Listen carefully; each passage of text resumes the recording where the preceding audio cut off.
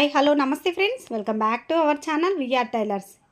ఇవాల్టి వీడియోలో నేను జాక్ మిషన్ వదిలిపెట్టేసి బయటకు వచ్చి చక్కగా ఈ మిషన్ మీద కూర్చొని తొక్కుతూ కనుక మిషన్ కుడుతున్నాను. ఇలాంటి సిచ్యువేషన్ ఒకటి వస్తుందని అయితే నేను అస్సలు ఎక్స్పెక్ట్ చేయలేదు ఇవాళ. ఓకే, ఏంటి అన్నది విషయం అయితే మీకు షేర్ చేస్తాను. దానికంటే ముందు మీరు ఎవరైనా ఫస్ట్ టైం మన ఛానల్ చూస్తుంటే సబ్స్క్రైబ్ చేసుకోండి, నచ్చుంటే లైక్ చేయడం మాత్రం మర్చిపోవద్దు. అలాగే మన ఛానల్ని ఎక్కువ మంది సబ్స్క్రైబ్ చేసుకుండానే చూస్తున్నారండి. ఒకసారి గమనించండి, సబ్స్క్రైబ్ చేసుకొని చూస్తే మీకు అప్డేట్ వస్తుంది. అదే సబ్స్క్రైబ్ చేసుకోకుండా ఎక్కువ మంది చూస్తున్నారనేది ఇక్కడ మీకు చూపిస్తున్నాను. తప్పకుండా మీరు చూస్తున్నారు, సబ్స్క్రైబ్ చేసుకోండి. అప్పుడే కదా వీడియోస్ మీకు నోటిఫికేషన్ రూపంలో వస్తాయి. అయితే విషయం ఏంటంటే, మీరు టైటిల్ చూసారు కదా, దీపం ఉండగానే ఇల్లు చక్కబెట్టుకోవాలని మన పెద్దవారు ఊరికే చెప్పలేదు. అదైతే నాకు ఈరోజు బాగా జ్ఞాపకం వచ్చిందనమాట. ఎందుకు అంటే, నేను ఇది ఆల్రెడీ మ్యారేజ్ ఆర్డర్ అనమాట. ముందు రోజే స్టిచ్ చేశాను నేను. ఈ ఒక్క బ్లౌజ్ బ్యాలెన్స్ ఉండిపోయింది. అయితే ఇది వర్క్ వేయడానికి లేట్ అయింది కాబట్టి వర్క్ వేస్తే వెంటనే స్టిచ్ చేసి ఇస్తానులే అని చెప్పాను. ముందు రోజు 3 బ్లౌజ్ ఇచ్చాను. ఎర్లీ మార్నింగ్ 6కి తీసుకొచ్చి వర్క్ వేసి 6కి తెచ్చిస్తే 8కి ఇస్తావా అంటే ఓకే అని చెప్పేశాను అనమాట. నేను ఇంకా మాట ఇచ్చేసాను. మనకి మాట ఇచ్చిన తర్వాత ఎమ్మటే స్టిచ్ చేయాలి. యాక్చువల్గా నేను ముందు రోజు నైటే లైనింగ్ అయితే కట్ చేసి పెట్టుకున్నాను. ఎందుకంటే అంతకుముందు 3 బ్లౌజెస్ ఇదే అదనమాట. ఇక ఓవర్ కాన్ఫిడెన్స్ తోటి 6 to 8 2 అవర్స్ 2 అవర్స్లో 1 అవర్లో మనం బ్లౌజ్ స్టిచ్ చేస్తాం కదా. ఇక 6కే ఎందుకు ఎర్లీ మార్నింగ్ కూర్చోవడము, చక్కగా రెడీ అయిపోయి స్నానం చేసి పూజ చేసుకొని 7కి స్టార్ట్ అవుదామనేసి నేను నా డైలీ షెడ్యూల్ అదే షెడ్యూల్లో ఈరోజు ప్లాన్ చేశాను. సరేలే 1 అవరే కదా, 40 మినిట్స్ మనకి బ్లౌజ్ స్టిచ్ చేయడానికి సరిపోతుంది. ఒక 10 మినిట్స్ ఉక్సులు కాజాలు వేసేసి అంతా కూడా 1 అవర్లో అయిపోతుంది కదా అనేసి ఆరాంగా 7కి స్టార్ట్ చేశాను నేను. 1 అవర్లో బ్లౌజ్ స్టిచ్ చేద్దామని అలా పెట్టేసి దారం పోసానో లేదో ఇక మనకు తెలియదు కదా ఎప్పుడు ఎటు నుంచి ఏమొస్తుందో. కరెంటు పోయిందనమాట. యాక్చువల్గా అసలు మాకు ఆ టైంలో పోదు. ఇక ఆ రోజే నా కోసమే పోయినట్టుంది. కరెంటు పోయింది, కానీ ఇది ప్రధానంలో వేయాల్సినటువంటి బ్లౌజ్ అనమాట. సరే, ఇక వాళ్ళకైతే అందివ్వాలి, అట్లీస్ట్ 8కి ఇవ్వలేకపోయినా 9 కన్నా ఇచ్చేయాలి కదా అనేసి ఇక నేను స్టార్ట్ అయ్యాను. నేను నా ప్లస్ పాయింట్ ఏంటంటే, ముందు రోజు నైటే నేను యాక్చువల్ నెక్స్ట్ కిచెన్ గురించి కానీ లేకపోతే మార్నింగ్ బ్రేక్ఫాస్ట్ గురించి కానీ నా షెడ్యూల్ ముందు రోజే ఉంటుంది కాబట్టి ఈజీగానే ఉంటుంది అనిపించింది. ఇక అలా స్టార్ట్ చేసి అట్లీస్ట్ 8కి ఇవ్వలేకపోయినా 9 కన్నా ఇద్దాము, ఇక తప్పదు కదా, మనం చెప్పాము పెళ్లి కూతురుది కదా కాబట్టి ఆపడానికి లేదు అనేసి ఇక ఈ సెటప్ స్టార్ట్ చేశాను. ఇక మా బాబుని కెమెరా పెట్టి వీడియో తీయమ్మా, నేను బ్లౌజ్ స్టిచ్ చేసుకుంటున్నాను అని అంటే మా బాబు చూడండి ఫేస్ కనిపించకుండా చక్కగా మమ్మీ అయితే ఇక బ్లౌజే కదా తీయమన్నది వీడియో అనేసి మిషన్ వరకు సెటప్ పెట్టేశాడు. అయినా ఓకే, పర్లేదు. వాళ్ళకైతే ఇన్వాల్వ్ ఈ వీడియోస్లో చేయట్లేదు కాబట్టి వాళ్ళకి తెలియదులేండి డైరెక్షను. ఇక ఇలాంటి సిచ్యువేషన్ మీరు ఎప్పుడు ఫేస్ చేశారు నాకు తప్పకుండా షేర్ చేయండి. నేను ఇక్కడ కొన్ని టిప్స్ చెప్పాలి అనుకుంటున్నాను. ఏంటి అనంటే, మనం నాతో పాటు ఇప్పుడు ఈ మధ్య కాలంలో నా వీడియోస్ ఫాలో అయ్యే వాళ్ళు ఎక్కువ మంది జాక్ మిషన్ స్టిచ్ చేస్తున్న వారు ఉన్నారు, ఇప్పుడు తీసుకున్న వారు కూడా ఉన్నారు. నేను వీడియోస్ చూసిన తర్వాత చాలామంది చెప్తూ ఉంటారు, అక్క మేము మీ మిషన్ చూసి జాక్ మిషన్ తీసుకున్నాం, బాగుంది, వర్క్ ఫాస్ట్ అవుతుంది అని. ఇక అదే కాకుండా మీకు నేను వీడియో షేర్ చేస్తాను, ఇక్కడ థంబ్నెయిల్ ఇస్తాను చూడండి. జిగ్జాగ్ మిషన్ని కూడా మన ఎమర్జెన్సీ టైంలో ఎలా స్టిచ్ చేసుకోవాలి, ఏ సెటప్ తోటని మా సార్తో వీడియో చేశాను, ఇక్కడ షేర్ చేస్తాను చూడండి. అలా చేయకపోయినా స్టిచ్ చేయలేమా అంటే స్టిచ్ చేయొచ్చు, కానీ ఎక్కువ చేయలేము, పైపింగ్ రాదు.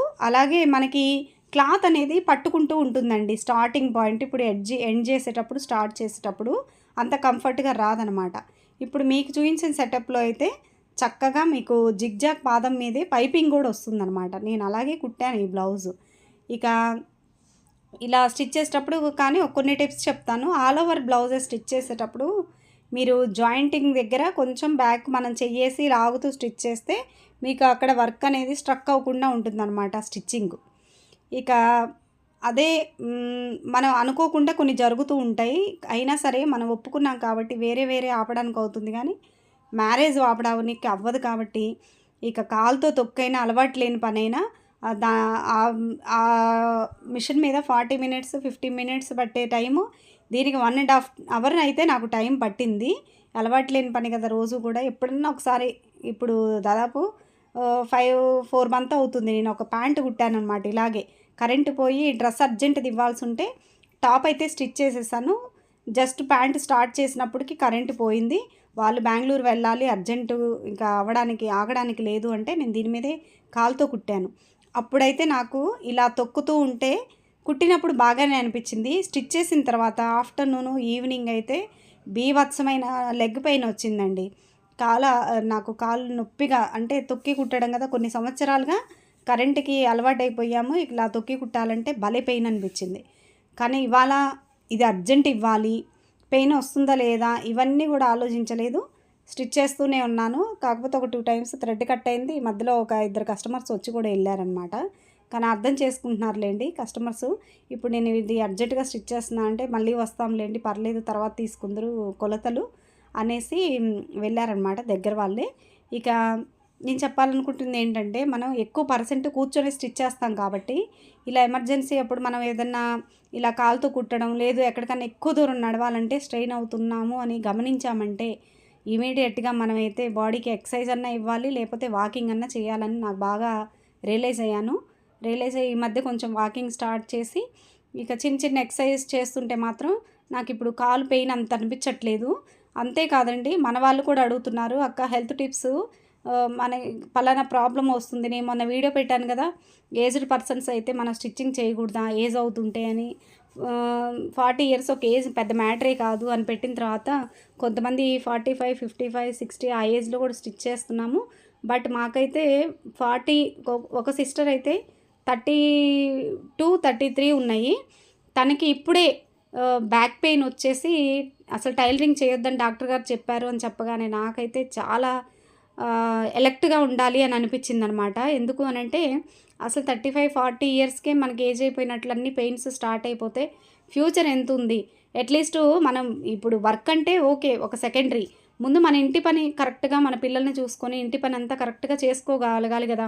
మనం ఒక మేడ్ మీద డిపెండ్ అయ్యి ఉండేటువంటి పొజిషన్ అయితే అందరికీ ఉండదు. కాబట్టి ఉండకపోయినా ఒక దాంట్లో నేను ఒక ఆర్టికల్లో కూడా చూశాను అనమాట. అంటే దాన్ని మీకు మోడిఫై చేసి చెప్తున్నాను. మనం తిన్న కంచం మనమే కడుక్కోవాలి, మనం వేసుకున్న బట్ట మనమే ఉతుక్కోవాలి, మనం వాడిన టాయిలెట్ మనమే వాష్ చేసుకోవాలి. ఆ సిచ్యువేషన్లో మనం ఉన్నంతకాలం మనకు ప్రాబ్లం ఉండదు. దానికి కూడా వాళ్ళ డిపెండెన్సీ అనేది ఉండిపోయింది అని. కాబట్టి అలాంటి సిచ్యువేషన్లో మనం ఉండకూడదు అని అంటే ఎన్ని పనులు మనం చేసుకోవడానికి మన బాడీని కూడా మనం కొన్ని కష్టపెట్టాల్సిన పనులు ఉంటాయి. ఏంటంటే మనం ఎక్సర్సైజ్ చేయడం, అలాగే వాకింగ్ చేయడం. మనకున్న బిజీ షెడ్యూల్లో ఒక్క హాఫ్ అన్ అవర్ కానీ 1 అవర్ కానీ మనకంటూ మనం కేటాయించకపోతే ఇక మనకి ఇంత చేసుకొని అంత ప్రాబ్లం ఫేస్ చేశాక ఇంకా ఏమీ చేయలేమన్నమాట. కాబట్టి మన కోసం మనం టైం కేటాయించి అట్లీస్ట్ వాకింగ్, చిన్న చిన్న ఎక్సర్సైజ్ చేయడం ఇలాంటివి చేస్తే మాత్రం మనకు రిలీఫ్ ఉంటుంది. అది ఎలా గమనించాను అని అంటే మీకు చెప్తున్నాను కదా, నేను ఒక 4-5 మంత్ బ్యాక్ నేను కాలు మీదే ఒక ప్యాంట్ స్టిచ్ చేస్తే నేను డే అంతా ఎంత అలసిపోతానో స్టిచ్చింగ్ చేస్తే కంటిన్యూగా, అంత అలసట నాకు ఒక ప్యాంట్ స్టిచ్ చేస్తే వచ్చిందనమాట. అలా అని బ్యాక్ సైడ్ ఇంతకుముందంతా కాలుతో కుట్టలేదా అంటే కుట్టాము. కానీ అప్పుడు ఏజీ వేరు, అప్పుడు ఉన్న ఫెసిలిటీ వేరు కాబట్టి అలా సెట్ అయిపోయింది. ఇప్పుడు మధ్యలో మనం జాక్ మిషన్కి డిపెండ్ అయిపోయి ఉన్నాం కాబట్టి ఇక ఈ తొక్కే కార్యక్రమాలు ఇవన్నీ లేకుండా మనం మోటార్ తోటే మనం సెట్ అయిపోయాం కాబట్టి ఇలా తొక్కుతుంటే పెయిన్ వస్తుంది. కానీ ఈరోజు నాకు రాలేదు. ఎందుకు రాలేదు అని అంటే, నేను చెప్పాను కదా మీకు, ప్యాంటు కుట్టినప్పుడు నాకు బీభత్సమైన కాళ్ళు పెయిన్ వచ్చేసి ఎంతో స్ట్రెయిన్ అయ్యాను. ఈ చిన్న మార్పులు, నేను కుదిరితే వాకింగ్కి వెళ్తాను, కుదిరిన రోజు నేను చిన్న చిన్న ఎక్సర్సైజ్ లాగా నాకు నేనే బాడీని మూవ్ చేసుకుంటున్నాను కాబట్టి నాకు ఈ డిఫరెన్స్ అనేది నాకు అర్థమైందనమాట.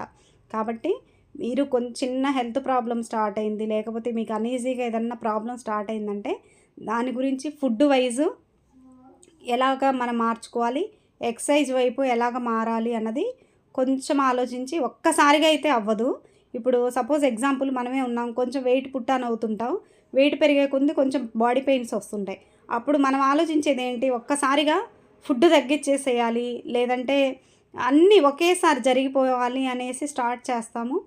అది రియాలిటీ కదా, స్టార్ట్ చేయగానే మిరాకిల్స్ జరగవు. తర్వాత డిసప్పాయింట్ అయిపోయి ఇక చేయలేంలే, ఎందుకు వచ్చిన గొడవ, అలాగే ఏమైంది ఇప్పుడు చిన్న ప్రాబ్లమే కదా ఏముందిలే అని ఆలోచిస్తుంటాం అనమాట. కానీ దాన్ని అప్పుడే కనుక మనం ఆలోచించి మనం వెయిట్ గురించి కానీ లేకపోతే బాడీ పెయిన్స్ గురించి కానీ కొంచెం శ్రద్ధ చేస్తే కనుక యాక్టివ్ ఉంటాం అనమాట. అది మనకి వర్క్‌కు బెనిఫిట్ అవుతుంది. ప్లస్ మన పని మనం చేసుకోవడానికి మనం హుషారుగా మన ఒకరి మీద ఆధారపడకుండా అనేది లైఫ్ లీడ్ చేయవచ్చు. అదేవిధంగా ఏజ్డ్ పర్సన్స్ కూడా నాకు మెసేజ్ పెడుతుంటారు. 55 50 ఇయర్స్, 55, 52 ఇట్లాంటి వారు కూడా మేము ఇలా కుట్టి మాకు బ్యాక్ పెయిన్ వచ్చింది. అయినా మాకు దాని మీద ఇష్టంతోటి వదలకుండా మావన్నా కుట్టుకుందామని స్టిచ్చింగ్ అనేది చేస్తున్నాము అని. ఇలాంటి వారు మెసేజ్ పెట్టినప్పుడు మనం కొంచెం ధ్యాస పెట్టి ఆలోచించుకోవాలండి. ఏమనంటే ఇప్పుడు అంత పెద్దవారు ఏ ఎక్స్‌పీరియన్స్‌తో మనకు చెప్తున్నారు. ఎందుకు వాళ్ళు అంత స్ట్రగుల్ ఫేస్ చేస్తున్నారు? దాంట్లో మనం ఏం నేర్చుకోవచ్చని నాకనిపిస్తుంది. నేను కొన్ని మార్పులు ఇప్పుడు ఒక 6 నెలలు, 7 నెలల నుంచి నేను చూస్తున్నాను. ఏంటంటే మనం మిషన్ మీద కూర్చునే పొజిషన్ దగ్గర నుంచి మనం మనకి ఉండే యాక్టివిటీ ఏంటి? దాన్ని ఎంత యూజ్ చేసుకుంటున్నాం అన్నది మాత్రం కంపల్సరీగా డిపెండ్ అయి ఉంటుందన్నమాట. మన హెల్త్‌కి ప్రాబ్లమ్ వచ్చే దాని మీద ఆధారపడి ఉంటుంది. ఇలా మీకు నేను స్టిచ్ చేస్తుంటే మళ్ళీ మరొక కస్టమర్ వస్తే నేను మాట్లాడుతూ ఫినిష్ చేస్తున్నాను ఈ బ్లౌజు. తను కొంత డిజైన్స్ గురించే ఎంక్వైరీ చేస్తున్నారనమాట. ఆ విషయం చెప్తున్నాను ఆ ఆంటీకి. ఇక మా పాపవి ఫంక్షన్ బట్టలు ఉన్నాయి, అవి చేయాలండి అనంటే నేను టైం అయితే ఇప్పుడు లేదండి, కొత్త కస్టమరు, టైం అయితే ఇప్పుడు లేదు మరి నేను కొన్ని నాకు షెడ్యూల్స్ ఉన్నాయి వేరే పనులు, దానివల్ల ఇంకెక్కడన్నా స్టిచ్ చేసుకోండి అంటే తను చూసి టైంకి ఇవ్వాలి అని అడుగుతున్నానండి. వేరే వాళ్ళ దగ్గర వస్తే అవ్వదు టైంకి అన్నారు. మీరేంటి దీని మీద స్టిచ్ చేస్తున్నారు అనేసి అని అంటున్నారు. లేదులేండి ఇది అర్జెంటు, నేను డైలీ దీని మీద స్టిచ్ చేయను అని చెప్తున్నాను అనమాట.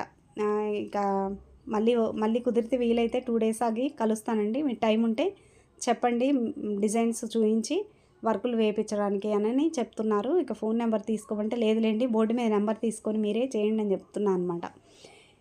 ఇక సరే అర్థం చేసుకుంటున్నారులేండి కొంతమంది కస్టమర్స్. నాకు కొంచెం అటు ఇటు డిలే అవుతుంటే వర్క్స్ వల్ల కొన్ని ఉంటాయి కదా, మళ్ళీ ఓన్లీ స్టిచ్చింగే కాకుండా మనం ఎన్ని టాస్కులు చేయాలో అవన్నీ చేస్తేనే మనకి ఇప్పుడు ప్రజెంట్ లైఫ్ సెట్ అవుతుంది. అవన్నీ కూడా చూసుకోవాలి కదా. ఇక అందుకని నేను అనుకుంటున్నా, ఇప్పుడు ఎక్స్పీరియన్స్ అయింది నేను ఇదనమాట. ఏంటంటే మన కూర్చునే పొజిషన్ బట్టి మిషన్ మీద ఏ పొజిషన్లో మనం ఉంటున్నాము, కొన్ని మార్పులు చేస్తే ఏంటి అన్నది నేను డిఫరెన్స్ గమనించాను. నాకు మిషన్ కూడా సెట్ చేస్తారు మా సార్. మీకు ఇంతకుముందు 2 వీడియోస్ పెట్టాను నేను. కొంచెం మోకాళ్ళ నొప్పి వస్తుంది, దానికి ఎందువల్ల రీజన్ అన్నది కూడా అలా సెట్టింగ్ చేసిన తర్వాత నాకు ఇప్పుడు కొంచెం బెనిఫిటే అయిందనమాట. దాని గురించి ఇంకా డీటెయిల్గా కావాలి అంటే అసలు మనం మిషన్ మీద ఏ పొజిషన్లో కూర్చోవాలి, చైర్ సపోర్ట్ లేకుండా కొంతమంది చైర్స్ కూడా వేసుకుంటున్నారు, అది ఎవరి కన్వీనియంట్ వాళ్ళది. నాకైతే చైర్ సపోర్ట్ కూడా లేకుండా ఓన్లీ స్టూల్ మీద కూర్చునే పొజిషన్ బట్టి మన బాడీ అనేది పెయిన్స్కి గురి అవ్వకుండా ఎలా ఉంటుందన్నది నేను ఎక్స్పీరియన్స్ అయ్యాను. చైర్స్ అంటే ఇదిగో ఇప్పుడు చూసారు కదా ఎగ్జాంపుల్, మనం ఓవర్లాక్ చేయడానికి లెగుస్తూ కూర్చుంటూ ఉంటాము. కూర్చునేటప్పుడు ఆ చైర్ కొంచెం స్లిప్ అయింది అనుకోండి, ఇబ్బందిగా అనిపిస్తుంది. సరే ఇదంతా కాదు, ఈ కూర్చునే పొజిషన్ని బట్టి లేకపోతే మనం ఏ పొజిషన్లో మనం పెయిన్స్ రాకుండా మనం ఎట్లా రిలీఫ్ అవ్వచ్చు అన్నది నాకు ఈ 6 మంత్లో అయిన ఎక్స్పీరియన్స్ మీతో షేర్ చేయమంటే కనుక మీకు నేను చూపిస్తాను చిన్న పాయింట్స్. తప్పకుండా కమెంట్ చేయండి మీరు ఆ వీడియో కావాలి అంటే. ఓకే, ఇదండి ఇవాల్టి వీడియో. మరొక మంచి వీడియోతో మీ ముందుకు వస్తాను. Thanks for watching my video. Bye friends.